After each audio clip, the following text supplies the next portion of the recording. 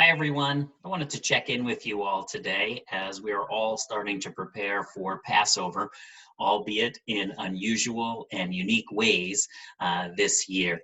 And while we are all pretty much locked inside our homes, this year is an opportunity to add some things to our Passover, which we may not have had the time or the inclination to do in the past. And one of those rituals actually begins before the Seder even begins. There is the tradition on the evening before the first Seder. So in this case, it would be this evening to go around to your kitchen and your home and clean up all of the chametz, take the non-kosher for Passover things and find them in all of the cabinets, etc. And then to take a feather and search for all of the crumbs and sweep them up and gather them up so that they can be totally taken out of our homes. And this is the bidikat chametz, the search for chametz. And then in the morning, you're supposed to have your last meal of chametz before the holiday, and then after your morning meal, you gather up all the rest of leftover bread and whatnot, and you are supposed to take that outside and have yourself a fire and throw all of the leftover chametz into the fire, like you see here behind me in this image, which was from Jerusalem, a public bior chametz, a public burning of the chametz. It was set up in the middle of the street, and everybody came out of their apartment buildings and threw it in there.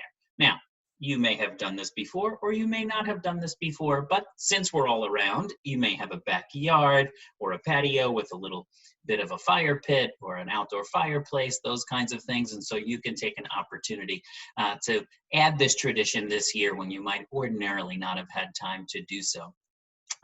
We do this tradition here in our house. Believe me, our girls are a big fan of throwing all the leftover bread into the fire and watching it toast up and disappear, and then we feel ready for Passover. Symbolically, this idea of gathering up all of the chametz and even totally destroying it, according to the rabbis of old, is supposed to be a reminder to do an internal cleaning out of this time of year as we move into the season of rebirth and renewal and springtime and all of those things, that we're supposed to look for the things which puff us up internally, make us something that we are not supposed to be, and clean out all of those leavened things from inside of us that we can live without. And so the burning of the chametz is a symbolic getting rid of that about halfway through the year, since we've had Rosh Hashanah and Yom Kippur when we did our last spiritual cleanse. Whether you actually burn your chametz or freeze it or just toss it out, I do hope that despite all of the circumstances, that this year's Passover, while unique and while being different than all other Passovers past, that it is an opportunity to try some new rituals, try some new things. I do hope you will join us for our second night Seder on Thursday evening, as my colleagues and I lead our congregational Seder via the internet, and I hope you'll join us for that. Regardless, I hope that everyone has a fulfilling Pesach, a Chag Sameach. I wish you continued wellness and strength and well-being. All the best. Chag Sameach.